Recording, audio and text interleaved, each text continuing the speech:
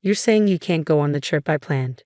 If you don't come, you're no longer family. It's common sense since you married my son, isn't it? I and my mother-in-law said to me, seeking agreement from Cody. I halted Cody, who seemed like he wanted to say something, and reluctantly consented to her proposal.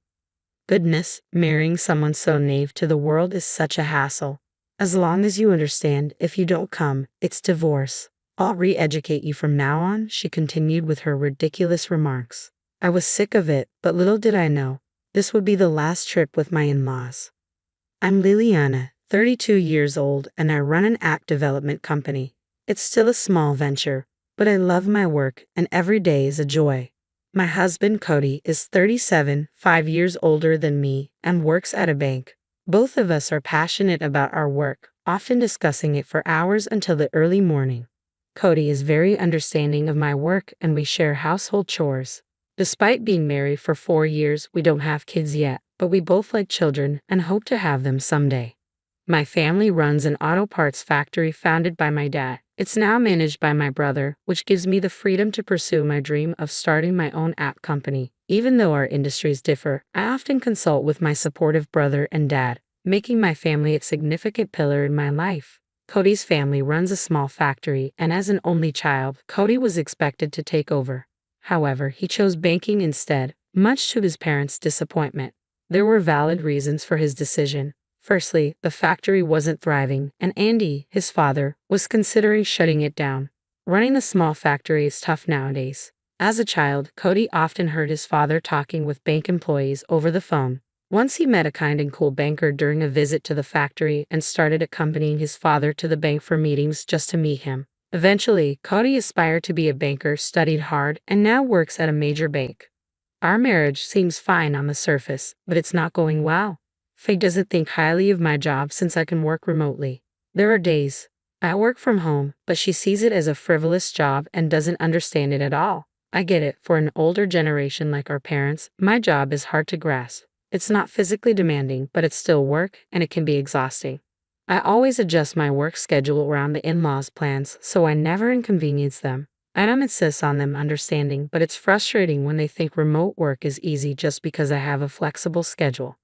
There are other things Effie disapproves of about us. We built our house when we got married, located about halfway between our parents' homes. Despite taking different routes, it takes less than 30 minutes to reach either house. As a dual-income couple, we manage our spending and savings separately. We value our independence and privacy, even as a couple. We contribute a fixed amount for living expenses every month, save the rest for the house, and manage our own money. Otherwise, Effie disapproves of this lifestyle too. She thinks it's wrong for a couple to talk about privacy. According to her, it's odd for family members to have secrets, and she doesn't consider them a true family. I think because Effie doesn't like me, she finds fault in everything I do. She adores her son Cody, so I'm just a nuisance to her. Every time we meet, she makes snide remarks about us not having children yet. It's something I'm sensitive about, and I'd rather not be reminded. Childbearing is a delicate topic, and usually it's polite to avoid it, but Effie brings it up every time, so I've started to avoid her to not worry Cody. I've been staying late at work on purpose to avoid meeting her.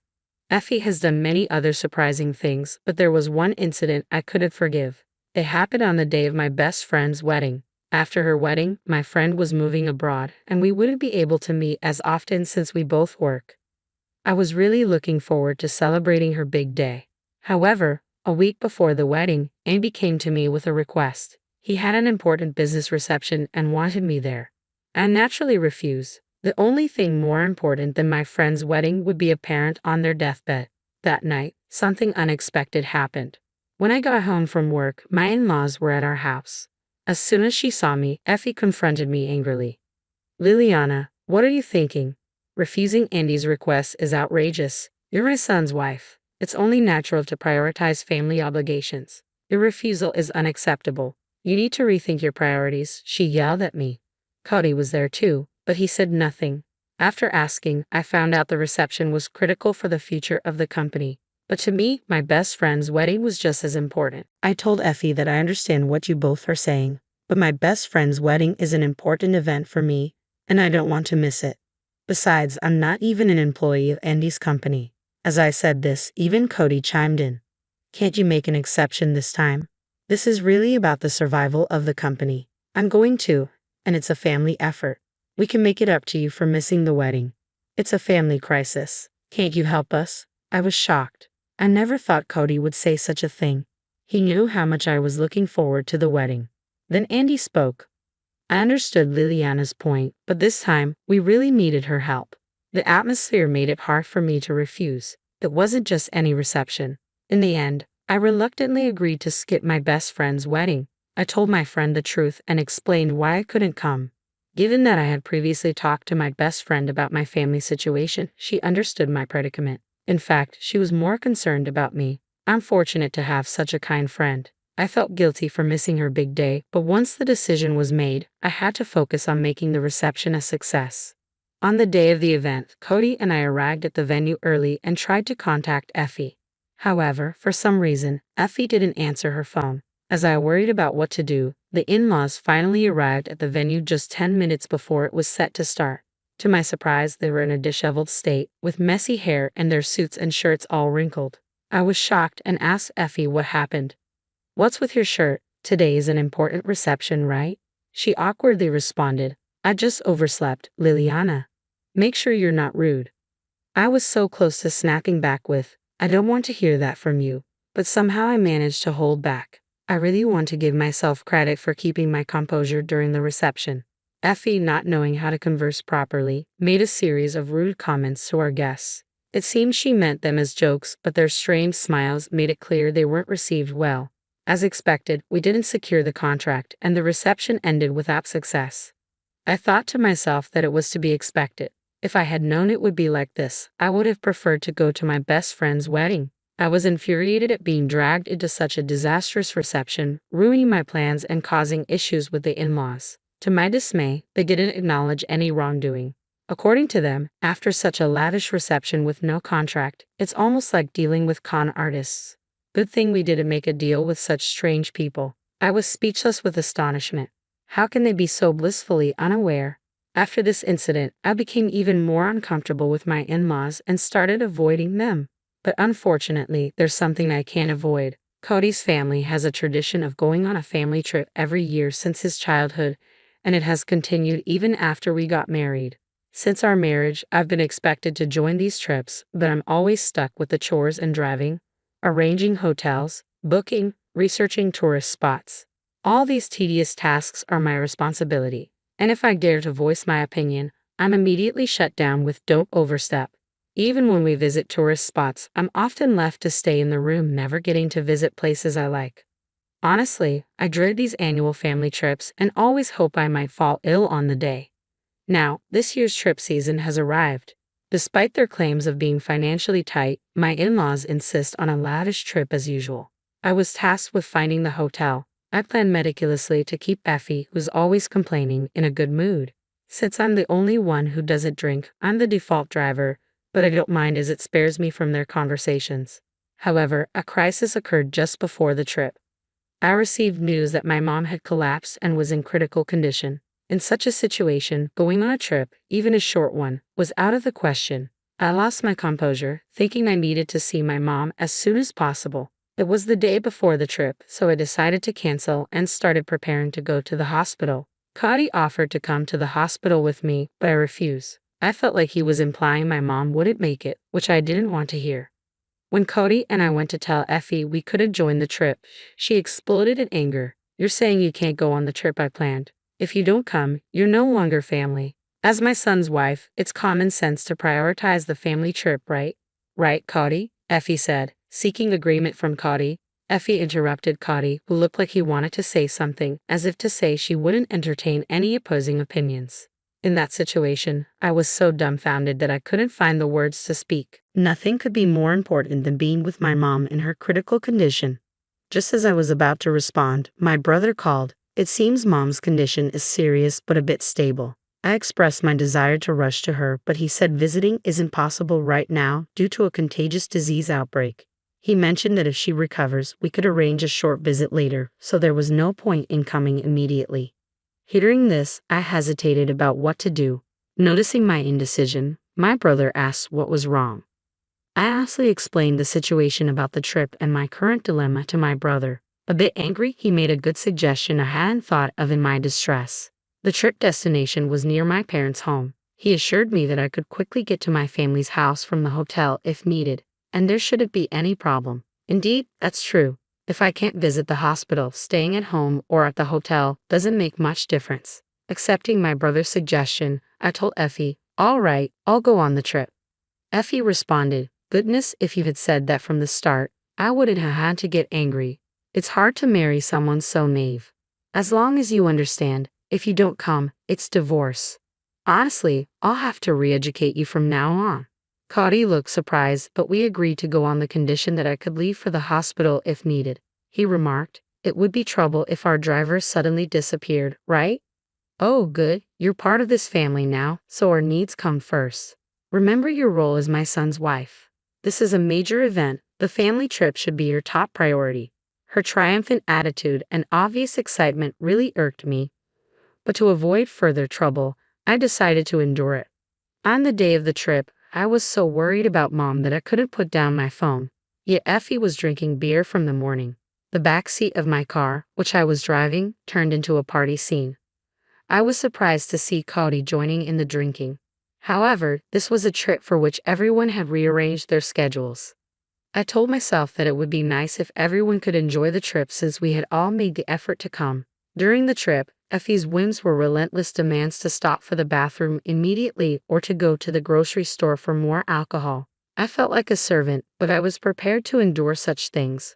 That's when my mobile phone rang. It was a call from my brother, thankfully informing me that Mom had survived. Her condition had stabilized and she had regained consciousness. The diagnosis was subarachnoid hemorrhage. However, I couldn't be completely at ease yet. There were concerns about potential after effects. It was reassuring to have my brother keeping me updated as I was feeling anxious.